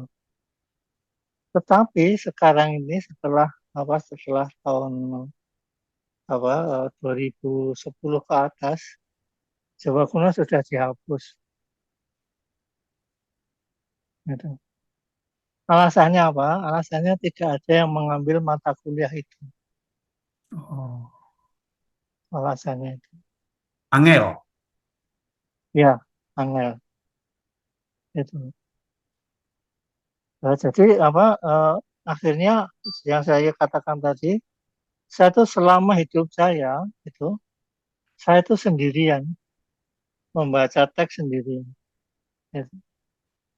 Sekarang baru ada beberapa teman, ada beberapa anak muda itu yang setiap hari Senin dan hari Jumat itu belajar bahasa Jawa kuno. Gitu. Sudah 3 tahun ini. Mereka sekarang sudah mulai masuk ke dalam teks-teks yang susah-susah. Oh iya iya. Mereka sudah enak sekali masuk ke situ. Gitu. Nah, kalau nanti akan ada didirikan sekolah atau apa semacam itu. Pertama itu nanti mesti reportnya itu di Kementerian Pendidikan. Itu mesti. Gitu. Karena apa? Karena selalu dikatakan itu pangsa pasarnya itu siapa. Hmm. Itu pangsa pasarnya siapa. Itu sudah berulang-ulang kali. Gitu. Ketika kami mengajukan penelitian sajalah tentang Jawa kuno, itu sama untuk mendapatkan dana itu susahnya bukan main. Gitu. Dulu sebelum tahun 2000 dulu ya, gitu. Saya tuh sampai dimarahi oleh guru saya dulu, oleh Romo Sudmurde dulu. Manu, kamu tuh mau mengajar bangsamu sendiri kapan? Nah, kenapa tuh Romo? Kamu kalau nulis mesti bahasa Inggris atau bahasa Belanda atau bahasa Jerman atau Prancis. Lalu bahasa Indonesia, bangsamu sendiri kapan mau kamu ajari?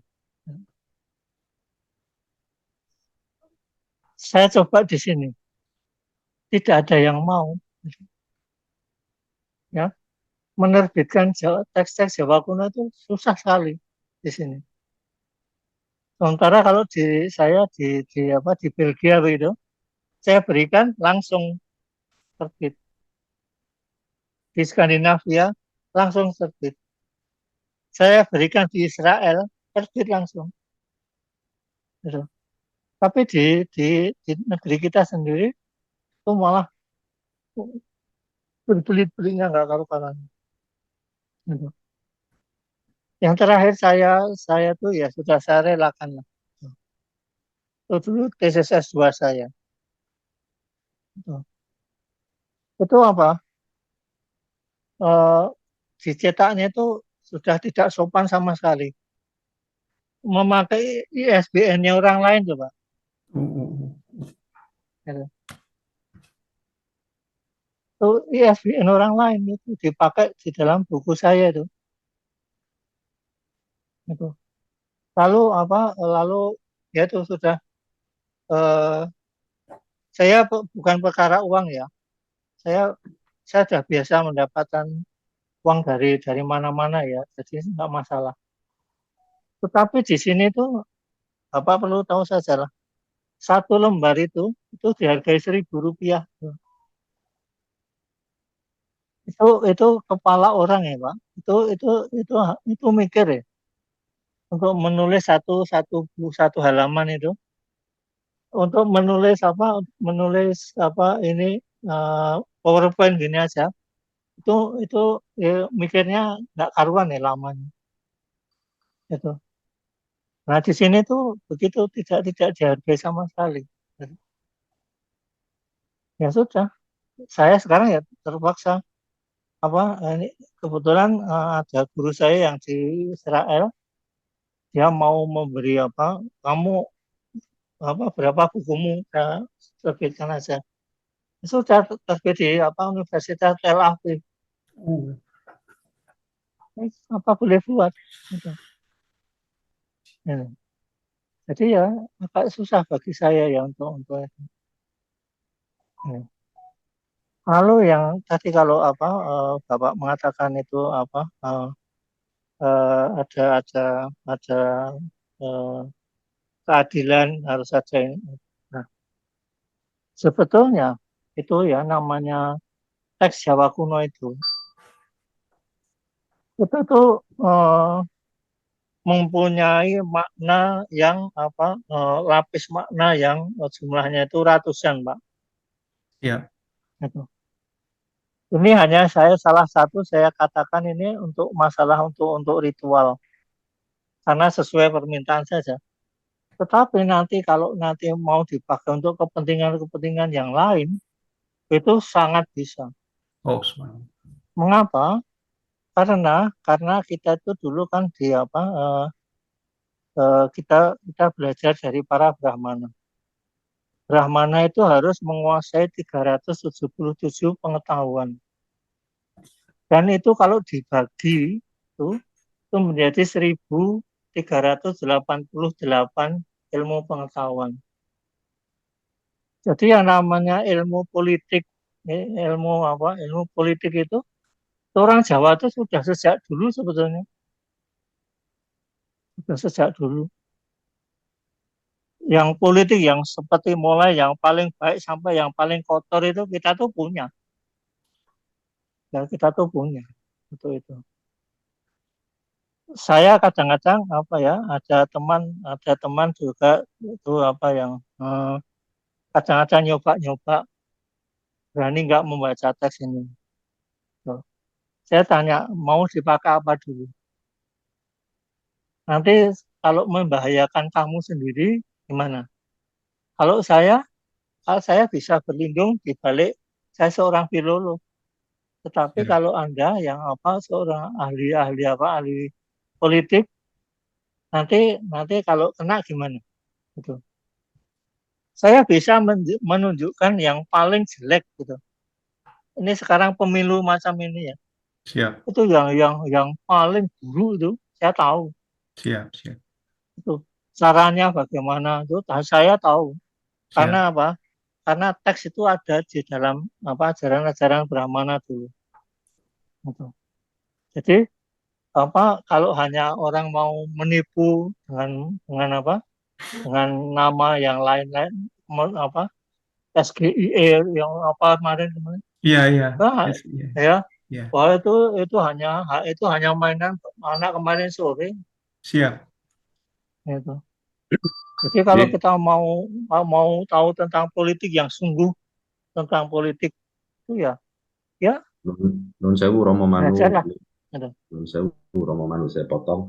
Ini ada penanya lagi dari Romo Tony, barangkali bisa diaturi kesempatan dan dari rekan-rekan yang lainnya kalau mau mengajukan pertanyaan, mumpung Romo Manu lenggah, ini kesempatan buat kita untuk belajar lebih mengenal tentang budaya Jawa kuno dari beliau Romo Manu. Monggo, Romo Tony. Monggo, silakan Romo Tony. Terima kasih Mas Pandu, terima kasih. Kalau kita mulai meneliti apa yang terjadi sekarang ini, terutama di masalah-masalah spiritual ya, seperti tadi Pak Laude tadi kan juga berkata bertanya tentang 31 galaksi dan sebagainya. Saya juga menemukan banyak sekali ajaran-ajaran astrologi barat yang mengenai dimensi, mengenai galaksi dan sebagainya. Juga malah sekarang ini ada starseed ya, yang mana seolah-olah ini ilmu dari alien, katakanlah itu. Kemudian ada teosofi yang biasalah. Teosofi dulu juga muncul dengan adanya Lucifer dan sebagainya. Ya, kemudian juga ada ajaran-ajaran Vedic yang sekarang pada dianut oleh anak-anak muda ya, orang-orang yang agnostik ya, spiritual seekers gitu. Sebetulnya memang saya menyayangkan karena apa? Karena kita tidak bangga dengan punya kita sendiri, yaitu Jawa. Ya, kita tidak bangga dengan itu. Nah, sementara tadi Pak Dr. Laude tadi bilang tentang 31 galaksi dan kemudian Romo Manu juga bilang ini tetap hati-hati saya simpan dan sebagainya. Kemudian juga adanya tangtu pagelaran dan sebagainya. Saya ingin bertanya nih, sebetulnya itu disiplin ilmunya apakah mitologi, apakah merupakan satu kognitif ya, pengetahuan kognitif yang katakanlah jauh dari realita. Mungkin saya salah, tapi monggo Romo, saya ingin penjelasan itu loh, tentang apa yang sekarang masih tersimpan ya, ajaran Jawa ini, termasuk galaksi tadi, kemudian Tangtu Pagelaran lah katakanlah, itu apakah termasuk dalam disiplin mitologi, ilmu mitologi, atau merupakan satu pemikiran kognitif?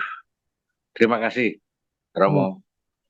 Ya, kalau sekarang kita menggunakan cara ilmu modern sekarang, ini bidang ini disebut dengan nama filologi. Mitologi, nggih. Filologi.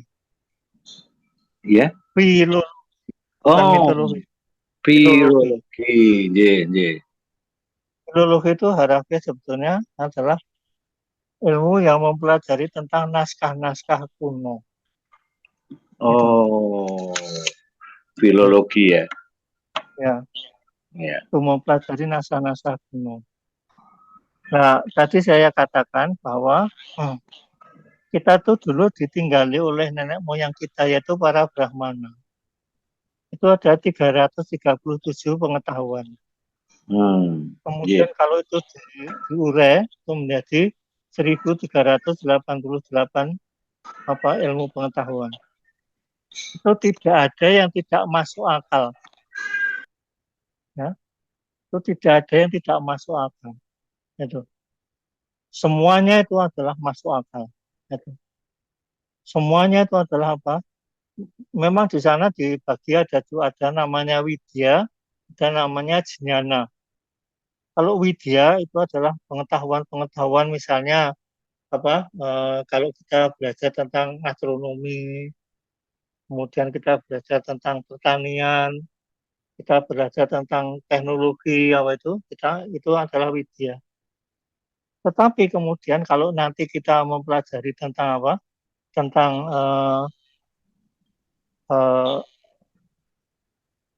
psikologi manusia, itu nanti akan disebut dengan nama jnana.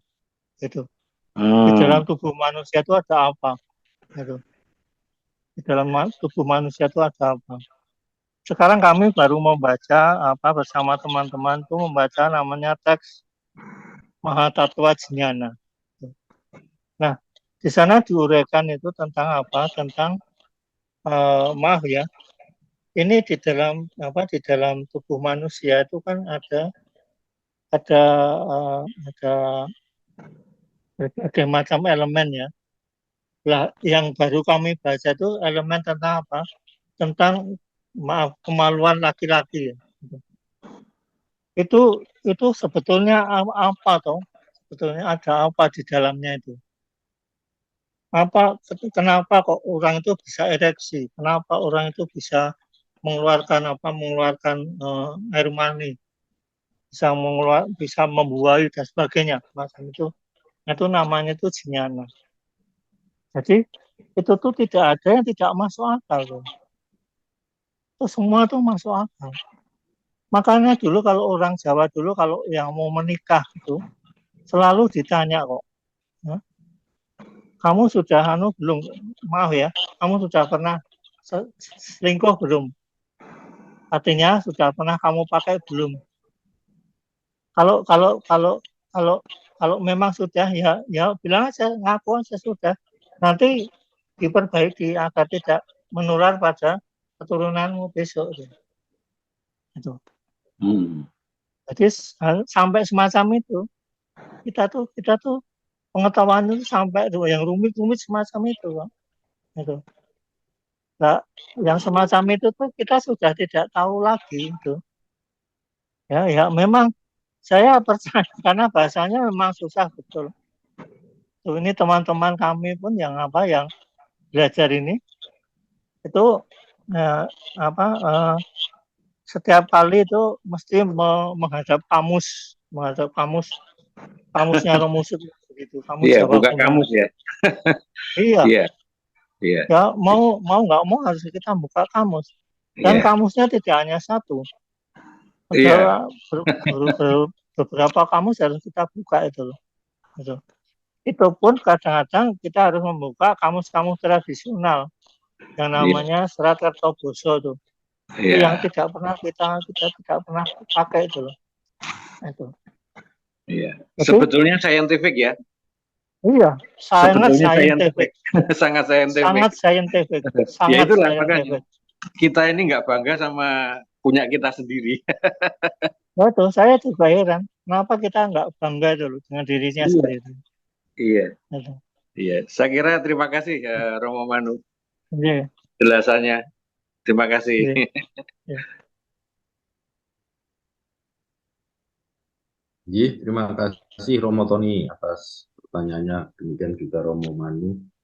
Mungkin dari saudara-saudara sekalian, Bapak Ibu ada yang mau mengajukan pertanyaan kepada Romo Manu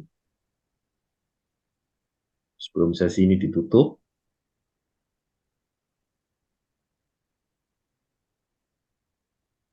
Ada yang mau mengajukan pertanyaan, penjelasan lebih lanjut tentang makna filosofi sesajen yang sudah dijelaskan Romo Manu?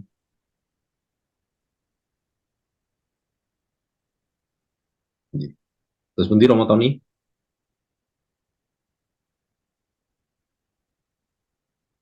Mau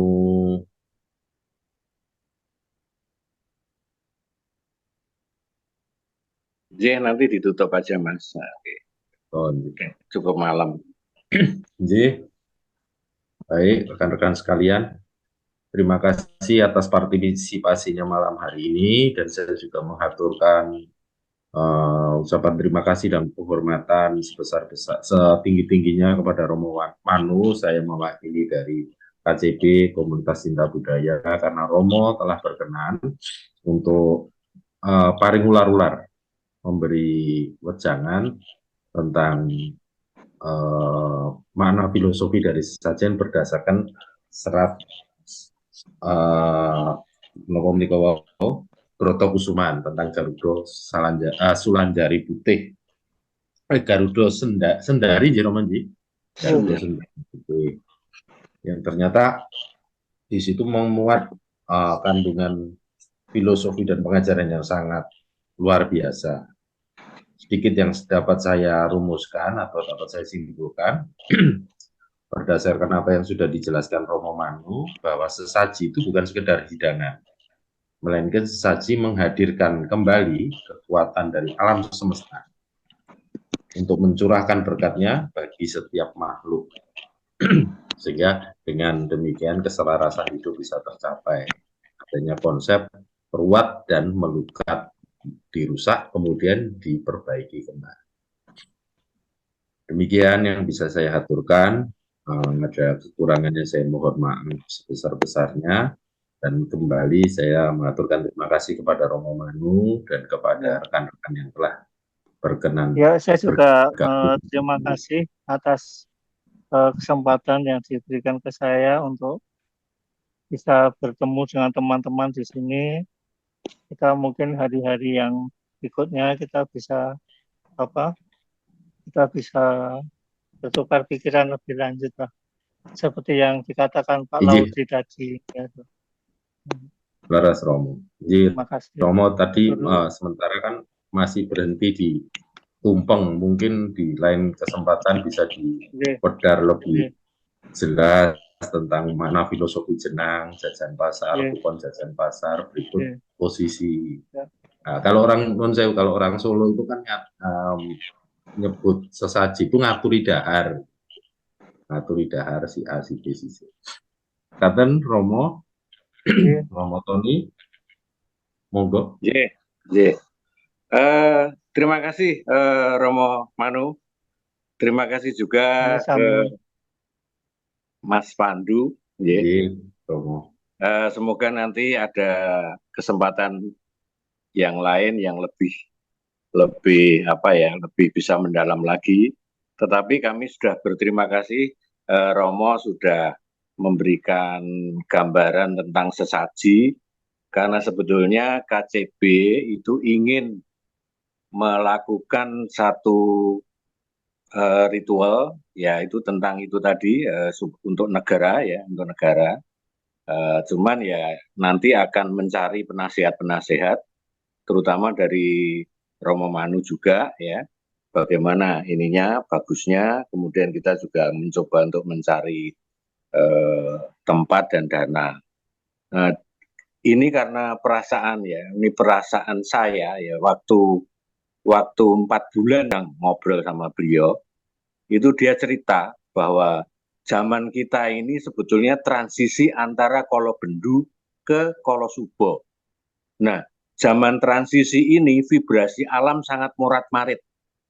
Bahkan seorang pemimpin yang bijak pun bisa kebalik-balik cara berpikirnya. Nah, dengan demikian KCB ini ingin sekali bagaimana kita bisa melukat atau mengembalikan kembali menurut Romo Manu tadi. Ya tentunya ya ini memang tidak mudah karena ini juga nggak gampang gitu. Makanya kita perlu pelan-pelan mengendapkan dulu. Nah, nanti mungkin kita mencari hari yang baik, kemudian sesajinya juga kita siapkan. Kemudian mengenai doa mantra, kemungkinan kita bisa mengikuti apa yang pernah saya pelajari ya. Kemudian juga ada beberapa teman kita yang sudah cukup bagus, yaitu dari Sastro Jendro Hayuningrat Pangurating Diyu. Karena di situ mantramnya juga komplit ya, dari apapun juga ada ya di kejawen. Yang penting tentang catatan-catatan Jawa. Saya kira nanti kalau ada kesempatan saya mau mampir ke Romo Manu, karena waktu itu saya kebetulan tiba-tiba digeret sama tamu, jadi nggak jadi datang ke rumahnya Romo Manu. Kita kan udah janjian sama Radit itu. Iya, monggo. Ya, oke, matur nuwun. Saya kira malam ini kita tutup ya. Salam budaya, rahayu, Salam budaya. rahayu, rahayu. Rahayu.